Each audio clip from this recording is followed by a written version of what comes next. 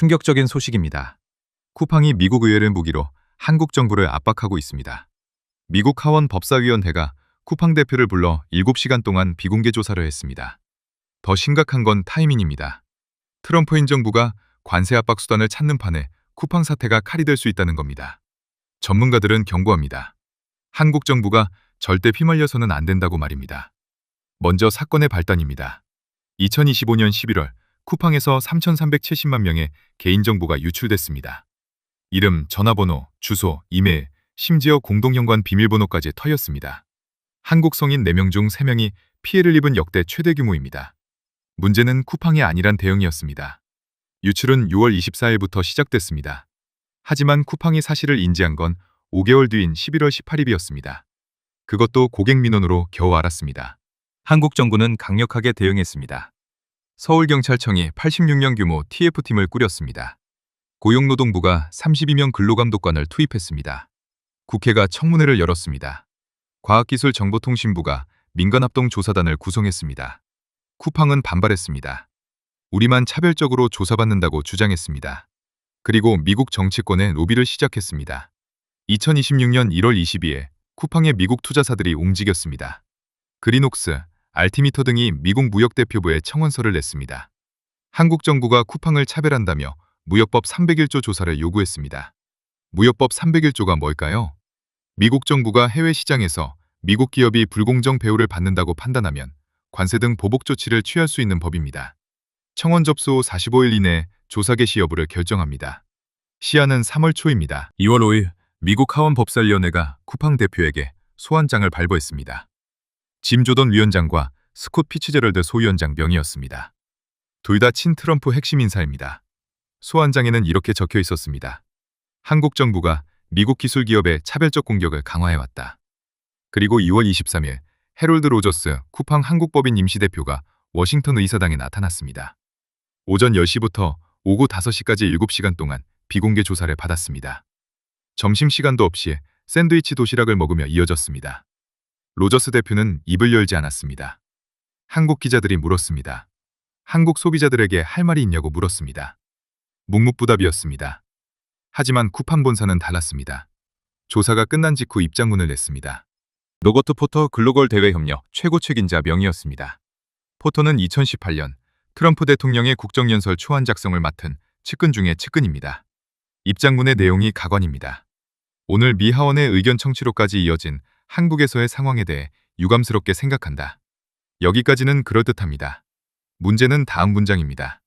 쿠팡은 미국과 대한민국의 가교 역할을 하며 양국 경제관계의 개선, 안보동맹 강화, 무역과 투자를 증진하기를 바란다. 온라인 유통업체가 한미안보동맹을 들고 나왔습니다. 전문가들은 명확하게 해석합니다. 우리를 건드리면 한미관계가 악화될 수 있다는 협박입니다. 미국 하원 법사위 대변인도 의미심장한 말을 했습니다. 이번 조사가 공개 청문회나 입법 조치로 이어질 가능성에 대해 모든 것이 테이블 위에 있다고 답했습니다. 상황은 더 심각합니다.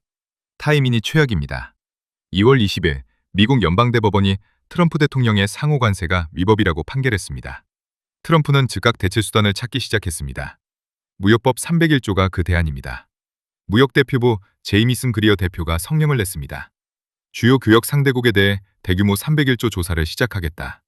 디지털 상품 서비스에 대한 차별을 조사 개시의 주요 이유로 삼겠다. 한국이 정조준됐습니다. 여기에 쿠팡 투자사들의 청원이 더해졌습니다. 미국 의회의 공식 조사 결과가 나왔습니다.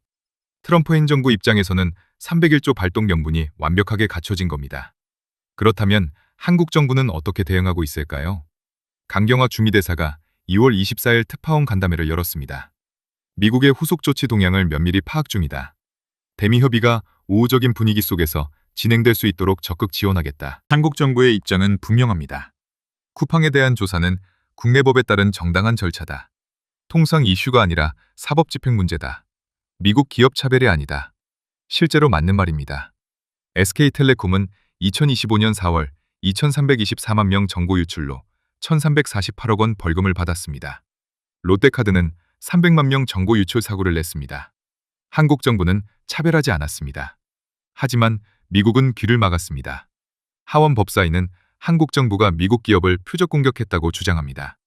쿠팡 투자사들은 압박 수위를 계속 높이고 있습니다. 전문가들은 경고합니다.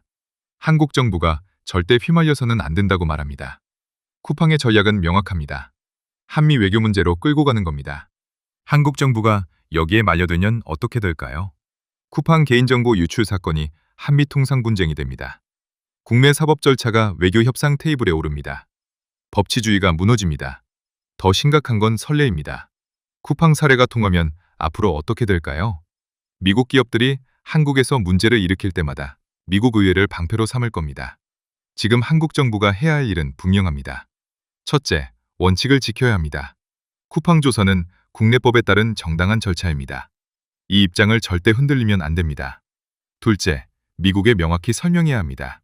한국은 미국 기업을 차별하지 않습니다. 한국 기업도 똑같이 처벌받습니다. 셋째, 쿠팡의 프레임에 말려들면 안 됩니다. 마지막으로 국민들이 알아야 할 진실입니다.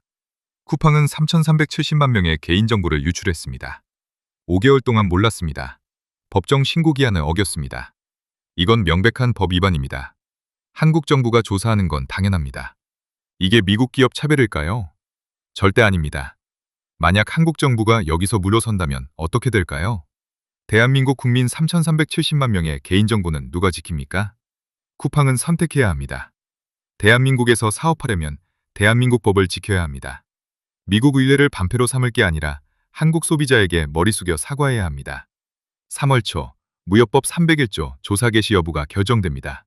한국 정부는 끝까지 원칙을 지켜야 합니다. 법치주의를 포기하면 안 됩니다. 쿠팡의 전략에 휘말리면 절대 안 됩니다. 지금은 대한민국의 자존심이 걸린 문제입니다. 감사합니다.